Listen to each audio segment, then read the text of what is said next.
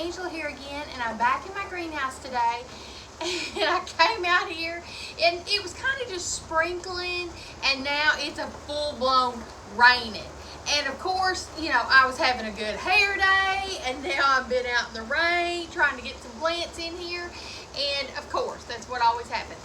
But today what I'm going to work on is getting some of my plants back into my greenhouse, getting them taken care of. Usually what happens is every year I kind of wait for a little bit longer, and then my husband and my son help me. We go around with a trailer and pick up all my plants and bring them into the greenhouse. And then they're just putting them in the greenhouse. And I want to go through and pick out leaves and cut things off and check for bugs to make sure I don't bring bugs into my greenhouse, but it's too big of a task when I do it that way. So this year, one of the things, especially for my small kind of little plants, I want to bring them in one at a time, pick out all the leaves, cut them back, look for white fly, because that is one of the things here recently. We've had a big white fly infestation here in the south, at least in East Texas, because all my gardening friends are talking about it. And I don't want to bring that white fly into my greenhouse. And so there's you know, several things that you can look up online. You can do just like soap and water and some alcohol mixed together and spray it on there. There's different little recipes for that. You can look that up. Or you can, me personally, I'm gonna do neem oil, because I have some neem oil. I may put a little bit of soap in there with it and some water, just so it'll, you know, spray easier. But that's what I'm going to do, is look on my plants and make sure I'm not bringing any pests into my greenhouse, okay?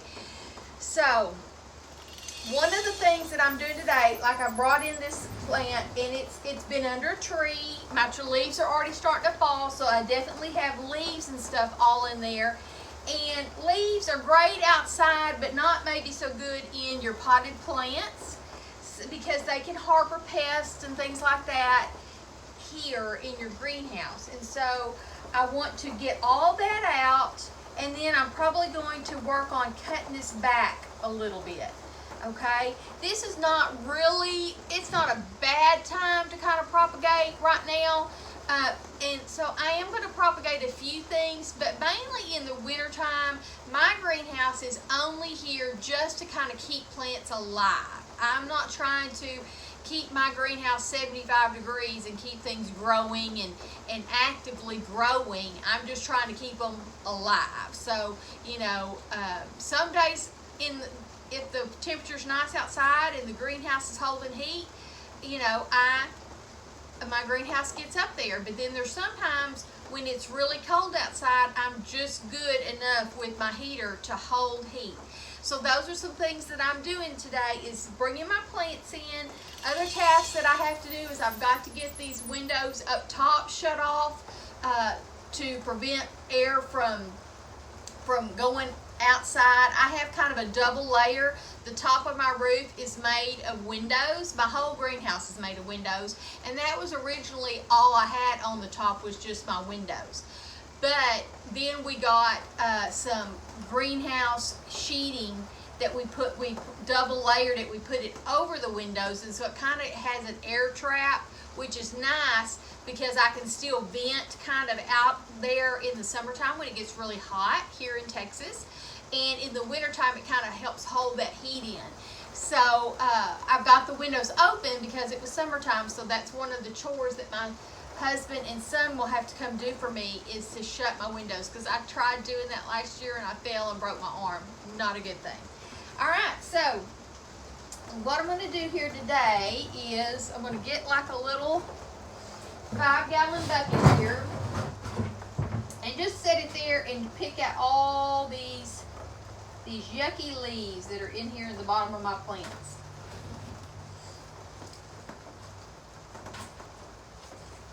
This is a jade plant.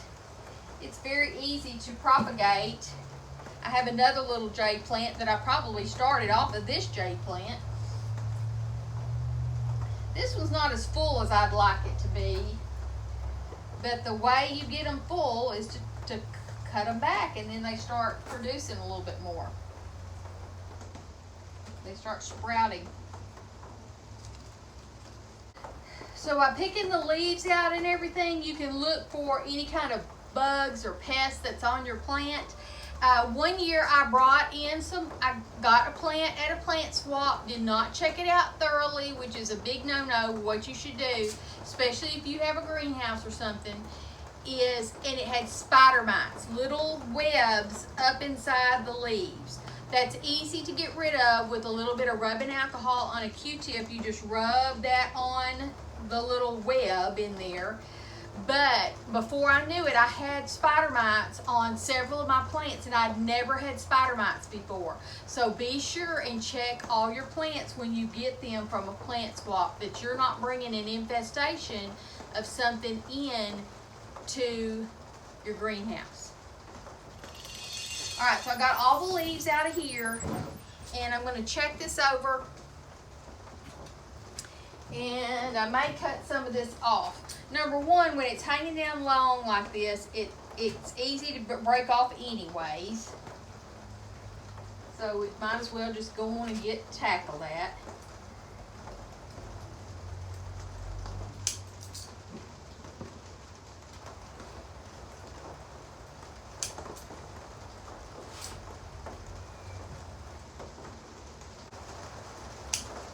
And this looks like I'm really doing a lot of pruning to this, and I am, but I'd rather it be healthier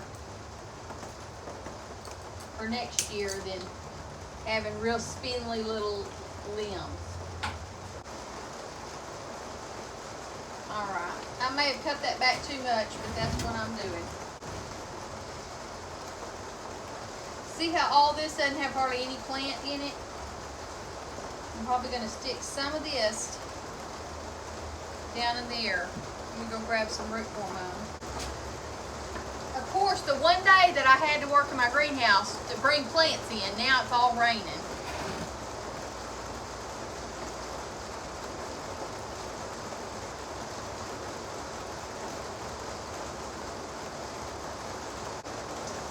This is a really good stem.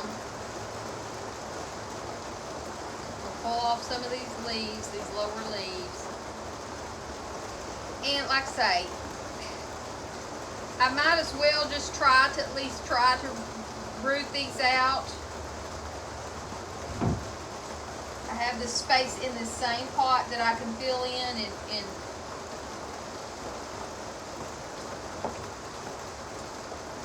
I might as well try.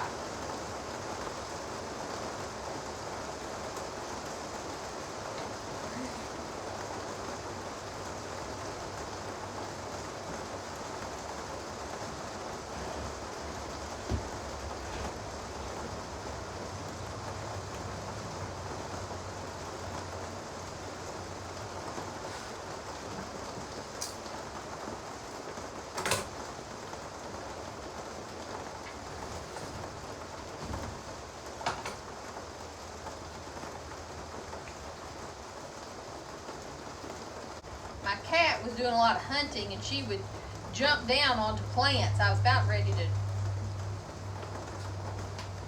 get me a cat. So I think that's kind of what happened here. Like, plants were down in the ground, then she'd tip it over and they come and unplanted. Are kind of done and ready to go on the shelf. So some jade plant, and I propagated some inside the bowl, inside the pot, just to try to get it a little fuller. This will go under there as well. So my husband brought the umbrella out here so I could go get some more plants. He was so sweet. He had his raincoat and everything on. Alright, so this is a mother-in-law's tongue. I have a huge pot of that, and I have propagated tons of plants of mother-in-law's tongue off of that. These are sticking out. These are some older leaves. You can tell that because see how these are a brighter green, and they have, you know, nicer, whiter striations in them. But these are some old, and they're kind of sticking out. See how that's like sticking out? So that kind of, when that starts happening, that's one of the indications that your leaves are kind of older leaves. So I'm going to cut these off because in my greenhouse I need all the room, and I need these plants to be kind of compact.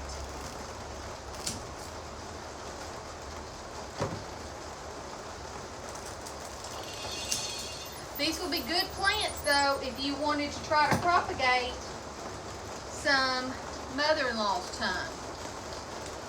And I may just save these and I'll do a little Facebook post to see if somebody wants to come by and pick up some mother-in-law's tongue. Okay. These are some old leaves too, but I think I'm going to leave, I may cut this one off.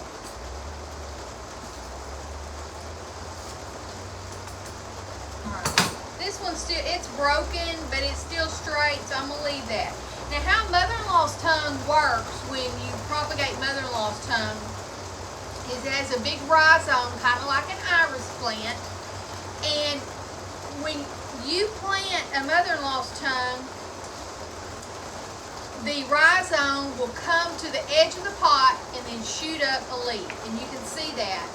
See how this is the edge of the plant and it's shooting up a leaf. Edge of the plant and shooting up a leaf. So sometimes it's better to plant a mother-in-law's tongue in a small container so that it doesn't have very far to go before it shoots up a leaf, or you'll kind of have these gappy places like this one has, okay? So if this was for me and I was going to do this as a pot, this was just a propagation. I've got a few more kind of coming in right here, so it may fill out. I would plant this in a smaller container, cut these new ones off, plant it in smaller containers, and kind of start over again. But you know, it's a good plant. So I don't see any bugs or anything. I've checked out the leaves. I don't see anything that I need to spray off of this plant. So I think we're good. Mother-in-law's tongue also does not require hardly any light. It could almost be grown in, I wouldn't say complete darkness, but it nearly could. So I put it in a spot in my greenhouse that doesn't get very much light. So it's tucked off inside a corner. There's going to be plants up against it, and it will not care. But if you put some other plant there that needs a lot of light, it would not do well there. So you kind of have to be thinking about where you're going to place your plants in your greenhouse as to what they like, okay? Even though they're not growing in the winter, they still have things that they need to survive. And if they need a lot of light, don't put them down under where they're not going to get very much light, is what I'm trying to say. This is a little Christmas cactus that I have propagated off of my big Christmas cactus that's actually in my house. And it's actually doing really pretty good. My Christmas cactus is a real pretty color. It's kind of a pinky orange color. I have propagated tons of plants off that Christmas cactus that's in my house.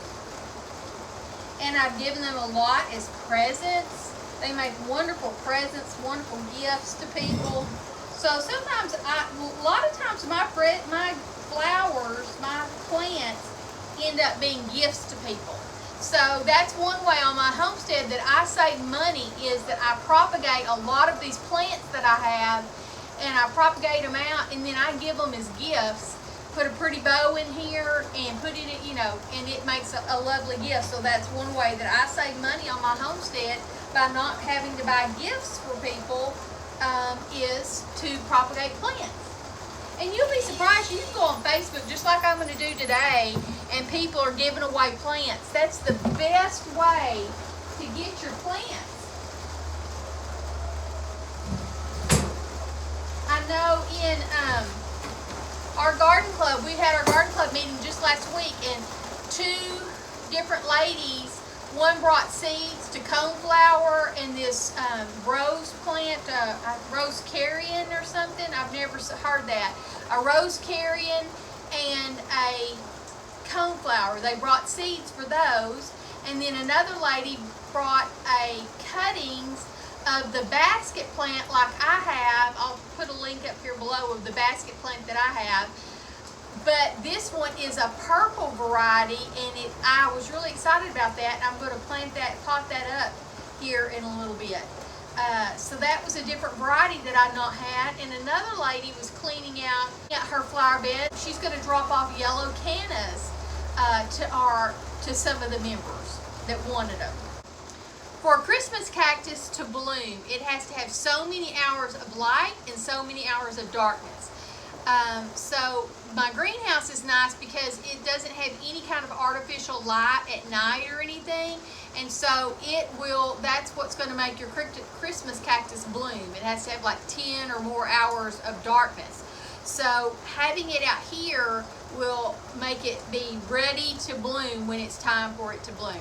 Really, mine's I think a Thanksgiving cactus because that's about the time it blooms. So I'm going to put this in a sunny area so it gets lots of sun during the day, but then it'll be dark at night. Okay, so this is just a variegated pothos plant.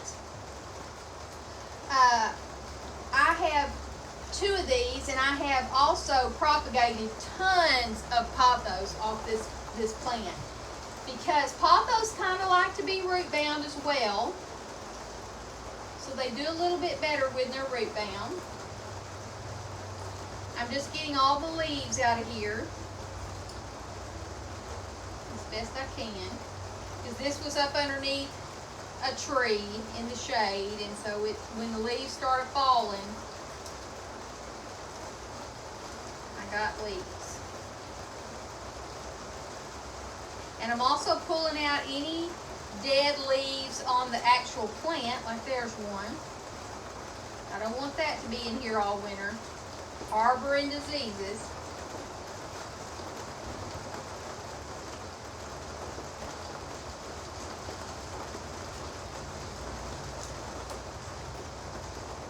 I'm so excited to be able to do this because normally this is not the case. I'm usually, I jumped because something moved in there. It's a little tree frog. Oh, he's bright green like the leaves, and I didn't see him. I'm sorry, Mr. Tree Frog.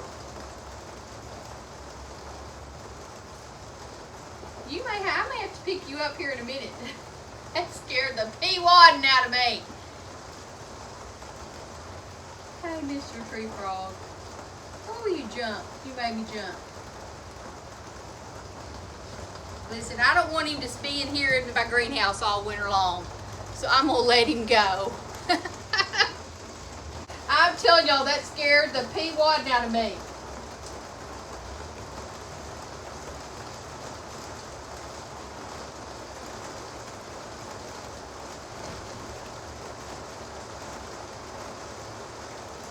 See, I would not have known he was in here, and he would have been stuck in this greenhouse all winter if I had not cleaned out my plants. I have propagated a ton of plants off of this. At one year, I had a mouse or a rat or something in here in my greenhouse, and he nearly chewed this thing back to a nub. I mean, there wasn't hardly anything left. Because it doesn't take very much light, I had kind of shoved it up underneath, and so I couldn't see it, and I didn't realize he was eating on it. But listen, I thought it was gone. I really did. This thing came out, I fertilized it, I started watering it in springtime, and it got almost bushier than ever. He just did a good propagating on me, really good cutting back. Alright, so another thing to do for your plants in the wintertime is this has some very long tendrils on it. Really long, like long tendrils. Okay, your plant is just barely getting by. It is just barely alive. It's not, so it's going to take a lot of energy to keep all this alive for the wintertime. So the best thing to do is to cut all this back. That is the best thing for your plant for the winter time, is to cut all this off and back. And if you want to propagate it, this is a plant that's easily, we still have enough good warm weather that if you wanted to propagate this, you could.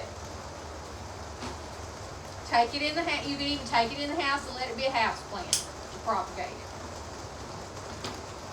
And I probably will do that because I could take this plant to my church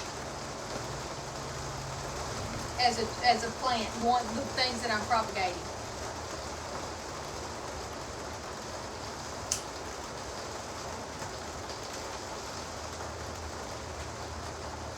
Look at all that. That's going to be a lot of plants to propagate off of.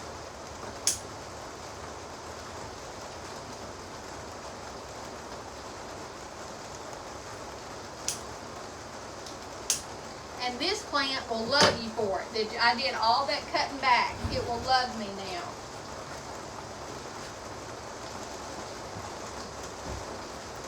I'm just getting out a leaf that's kind of been chewed on. Probably the weather, the wind whipped it around. Who knows?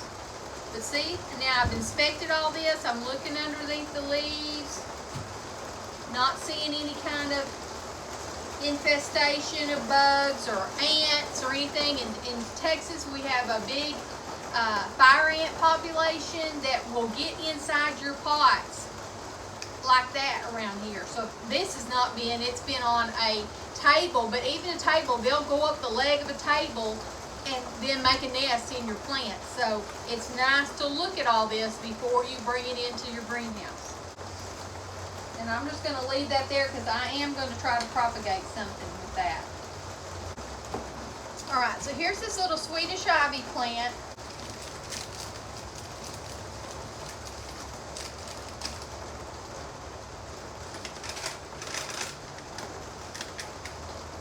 I'm going to throw this away because it's broken. Alright, so I put that Swedish ivy down in here and I'm going to put some soil around it. Use this soil that kind of fell out.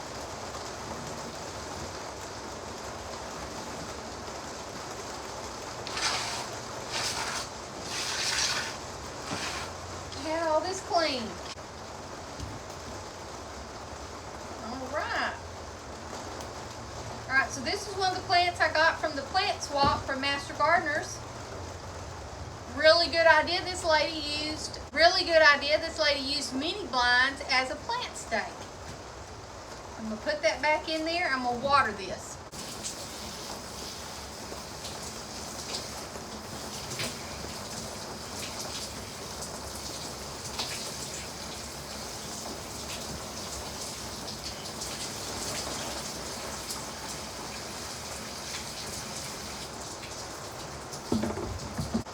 Alright, on these stems,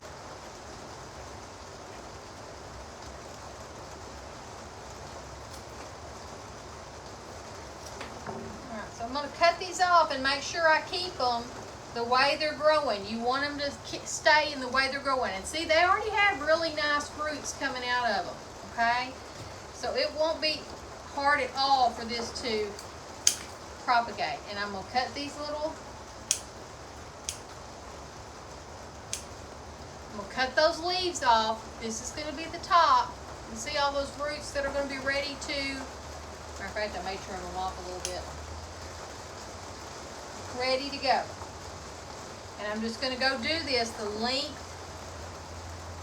of this plant.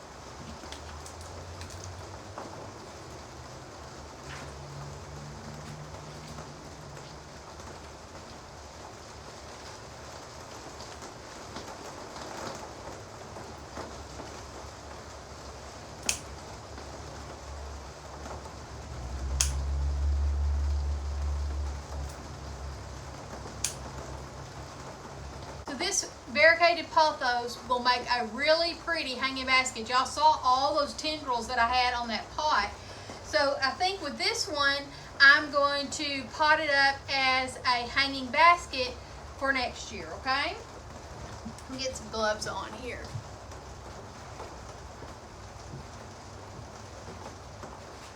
So I've got a hanging basket here with just some potting mix in it. I'm just making a little well in there. And I'm just going to pick up some of these shoots. Okay. See, I've just got like a big bunch of them, okay? Stick them right down in here in the middle. I'm not even going to use rooting hormone on here because these are going to be so easy to propagate.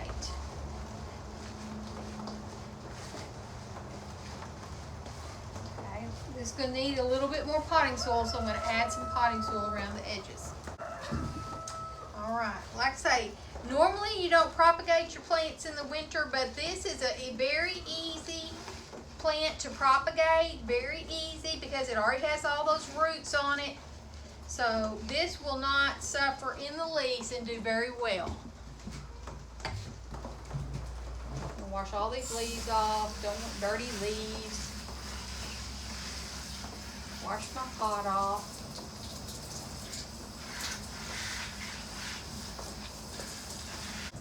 So this will do very well here in my greenhouse.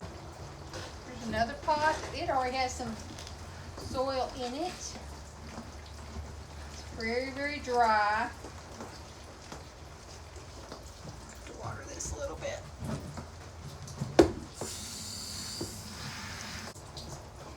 See, that is a very good example. It looks like I watered that very well, but this is still very, very dry down inside. When it's dry, it almost repels the water that you're trying to give it.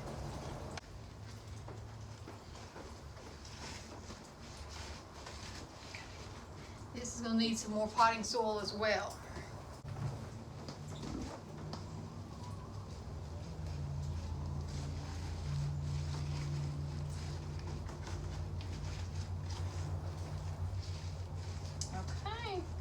Wash these leaves off. Wash my pot off. Wash my table off.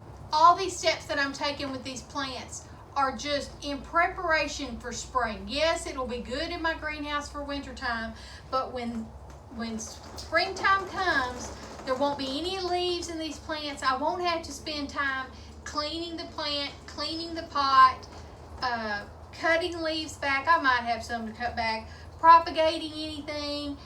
I'll just be able to put the plant out, fertilize and put the plant out.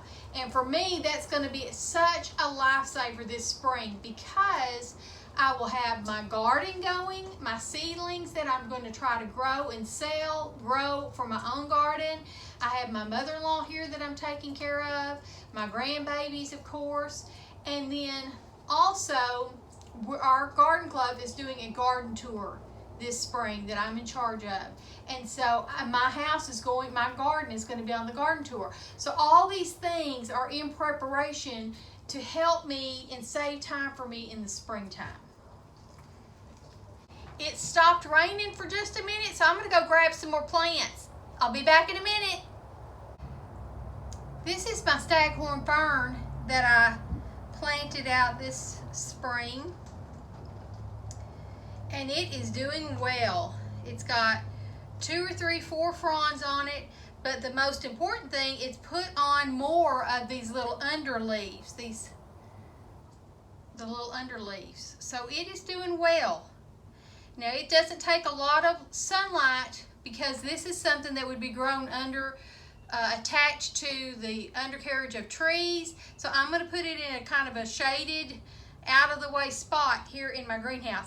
And I had another bug scare. I had the biggest, huge squash bug I have ever seen on this log and he was blended in, and when I saw it I screamed and jumped. I didn't throw the plant, thank gosh, but I got him off and he got squashed. The squash bug got squashed.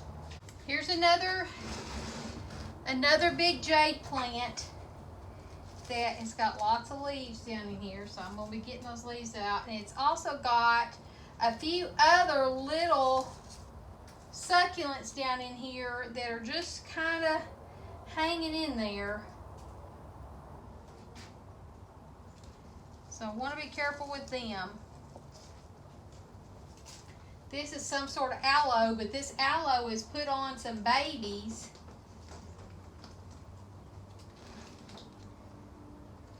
So that's a good thing. I'm just going to let it keep doing its thing. I wish I had a pair of hemostats. You know, me being a nurse, I wish I had some instruments, because a hemostat's got like little teeth on the end of it and a really long hemostat. And I could reach down in there, especially some of these plants that are pokey, and get these leaves out, but still be kind of outside the plant. I may have to look for me some of those. They would also be good for when you're doing cactus. When you have those little babies come up and you got to try to pull off that little baby, if you had some good hemostats, you could stick in there and hold on to the where it attaches its stem and twist. You could get that sucker out of there easy.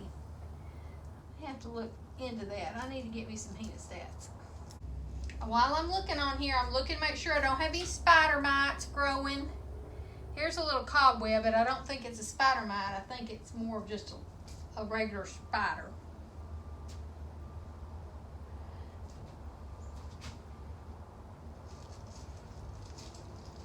This jade is doing what I want it to do. I want these stems to get thick and get kind of woody. They will do that. And then you have a lot stronger plant and they don't break off as easy. Yeah, there's that little spider right there. He's looking for his web. Well, sorry, Mr. Spider, you cannot come in here. I don't need you. I'm glad the rain stopped. I can get some more plants in here. So some of y'all might think this is a lot of trouble for your plants, but really, truly, you have to take care of your plants. Your plants just aren't self-sufficient. You kind of have to do a few things. So by doing this, I am saving myself time in springtime. But I won't have to do all this. And my plants will look nice when I get ready to put them out on display for spring. Got some hanging down over here that I may do a little pruning on. Look, there's a whole stick in here. Did not see that. It kind of blended in.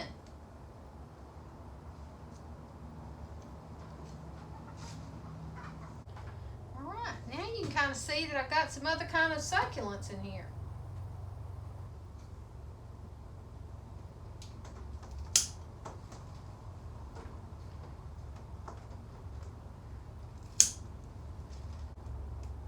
I don't like it when branches cross into other branches. So I really like to get rid of that.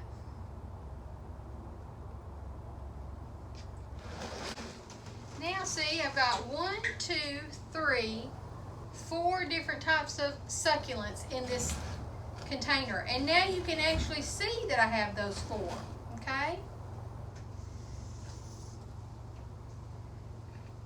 This one, I've been working real hard to get it to grow.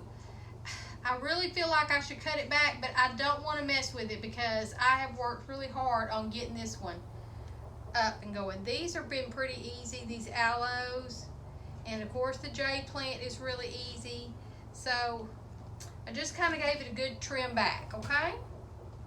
So it's ready to go back, and it doesn't take much sunlight as well, so it's going to go on one of these bottom shelves in here.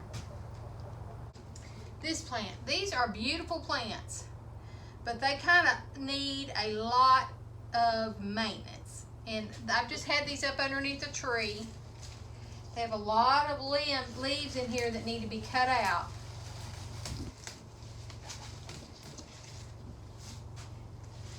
And I can't remember what this is called. So what I'm going to do first is any of these bad leaves up underneath here, I'm going to pull those out.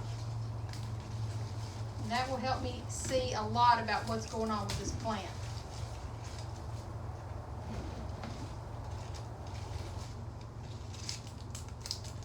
I don't want to just stick my hand off in there. There might be a snake or something. I got to get it where I can see. All right, so it was driving me crazy. I had to look up the name of this plant. It's called a STROMANTHE, STROMANTHE, STROMANTHE. I think I'm saying that right. Or sometimes they call it a never plant. I don't know much about it. It's been in the shade. This was a plant I got a couple of years ago at a garden tour. They had plants for sale that they had in their garden, on their garden tour, so it was one of the ones that we bought. This place had a fabulous greenhouse. Look it up. It's in Jefferson, Texas, and it's called the Four Seasons House. The House of Four Seasons, or the Four Seasons House. And it has one of the most spectacular greenhouses and gardens you have ever seen. It is beautiful. Christmas tour in December, and then they do a garden tour in the springtime. And it's a nice garden tour. So if you're in Texas, or if you want to plant a little tree up, that would be a good trip to do. Jefferson's a neat little town in Texas. Look it up. Look at all what they have and all the things that you can do while you're there. It's just an awesome little town. This does have a lot of spider webs in it, so I'm probably going to do a lot of spraying on this. Ooh, there he is right there. To get rid of this spider. He's like, what are you doing? My home. Look, he's got to go. I don't know what he is, but he's got to go. The other problem I see with this plant is it's got a broken pot. So I'm kind of delegating on whether to repot it. But I may not right now. I don't want to get too carried away on too many side gigs. Okay, I'm going to bring this down here and I'm going to spray it. Looks pretty good once you get all the dead stuff out of the center of it. Feel the end result. How pretty is that? Is that not a beautiful plant? I love this plant. Actually, my friend and I, she had a big pot of it that we bought, and she wanted like $45 for it, which was not an outrageous price. We'll buy that and we'll split it between each of us, and we'll each get one. I gave her one, and I potted it up. I gave her the big mother plant. These were some little side shoots. I knew I could do something with them, so I kept these. This one has done really well. This one's a little bit smaller. This next one over here, I'll show you. Ooh, the wind's picking up. I'm leery of these plants when they've been sitting out underneath trees and stuff, that there could be snakes in them. Okay, got that one cleaned up.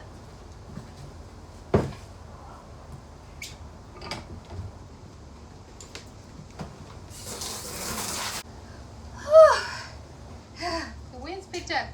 All right, so this is a mistletoe cactus. I got this actually at a thrift store, and I just never seen one, so I bought it, and it was definitely not this big, and it was very, very puny. It was not doing well, did not look very healthy. So I brought it home and kind of doctored it. and it just flourished. And these stems in here kind of get woody and very much branch-like, and they hang down and start weeping down. And I actually entered this in our East Texas fair and won Best of Show with this one year. At that time, it was the year right after I got it. And I had, you know, got it back, brought it back to life, brought it back to health.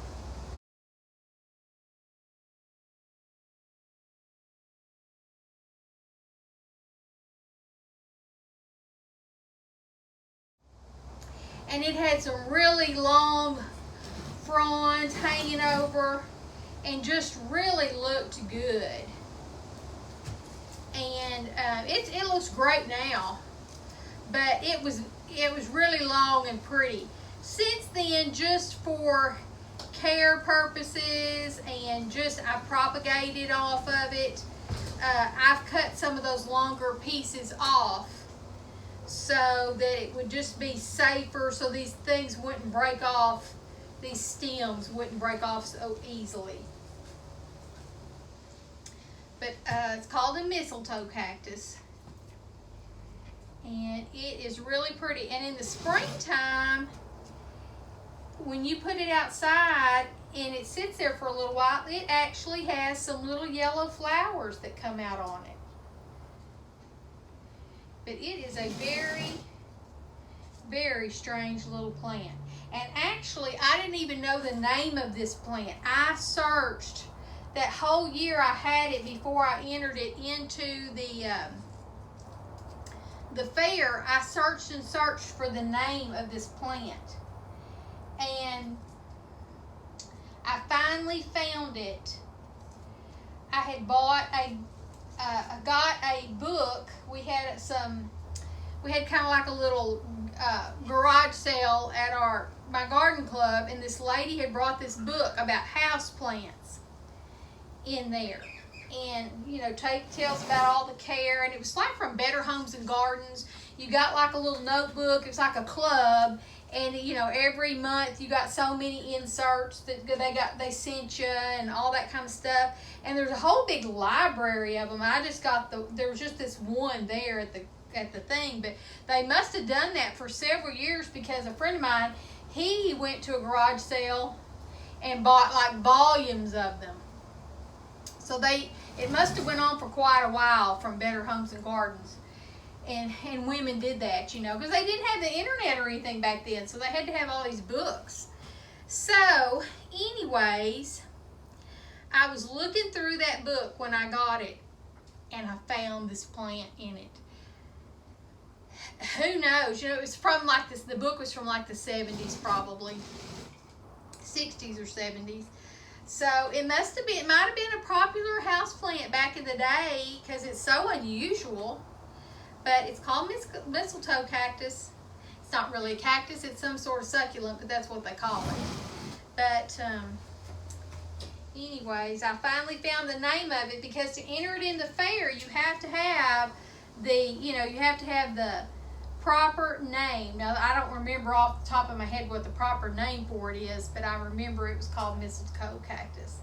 You can have the common but you have to have the proper name, not just the common name, which is easy nowadays. You can look up, you know, if you have a common name, usually you can find out what the proper name is. But back in the day, I'm sure that was a hard task to know the botanical name. All right, he's looking pretty good. I've almost got one whole patio of plants into my greenhouse. I'll keep seeing leaves.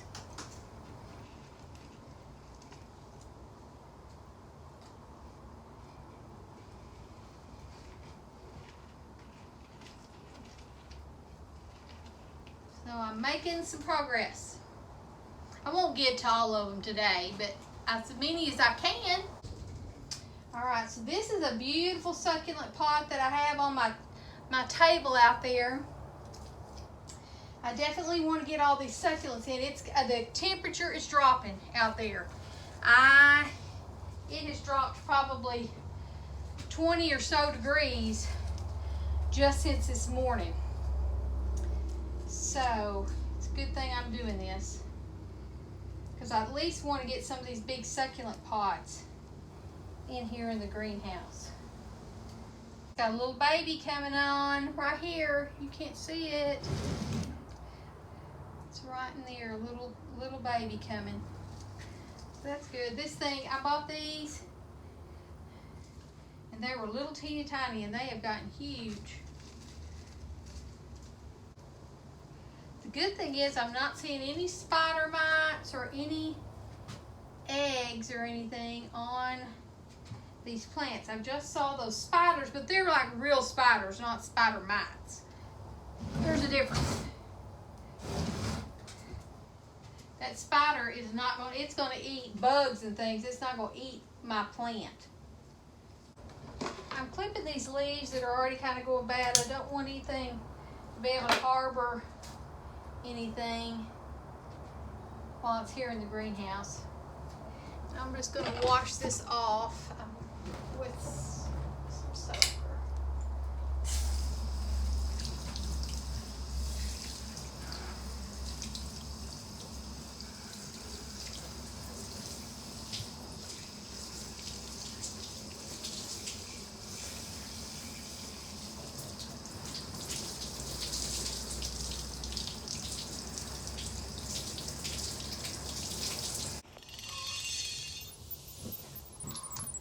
So I'm bringing in some of my geraniums, and the one thing that I did not do well last year for my geraniums is putting the color of the geranium in the plant. So that's one of the things that I want to make sure I do, is have my geranium well labeled, because I take cuttings off of those and I make new hanging baskets off the cuttings of the geraniums.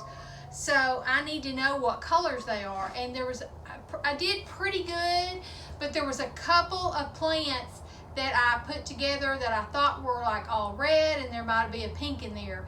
And so I want to make sure that my geraniums are well labeled. They look great. They don't have any bugs or anything on them. I'm taking the leaves out of them, cleaning the pots up a little bit, but make sure your tags are really well labeled for your geraniums, so that in the springtime you know what color your geraniums are when you go to propagate them. Just another little handy tip when you're bringing in flowering plants. So I've just about done all I can do today, but I want to leave y'all with one more tip that I'm going to work on this winter for my greenhouse, okay? I store a lot of things in these coffee cans, and for them to look uniform and pretty in my greenhouse, especially since my greenhouse is going to be on the garden tour this next year, I want my greenhouse to look as nice as it can look, okay? It is a working greenhouse. It's not meant to be this beautiful thing that you see in home and garden magazines or anything like that, but I want it to be as cute and whimsical as I can make it, and to bring some color and things in here. And so one of the things I'm going to do is I'm going to cover all these cans with contact paper. And I don't know if I'm going to do the little squares or just do a solid sheet across here, but I store a lot of things. If you can tell back there on that shelf back there, all my fertilizers, all my supplies, everything go in these containers, because number one, they're waterproof, and kind of keep the water out of them, keep the bugs out of them, and it's an inexpensive way for me to organize things in my greenhouse. So that is just one of the little tips that I'm going to do to bring some color into my greenhouse and have it ready and kind of festive and pretty for when springtime comes. So take that little tip and do with it what you will. Thanks for visiting with me, and I hope you got a lot of information and enjoyed spending time with me here at the chicken coop. I am up to 300 subscribers. I want to thank all my subscribers, and if you have not subscribed, please subscribe to my channel if you enjoy the content that I put out. Thanks for visiting with me, and I'll talk to you later. Bye-bye.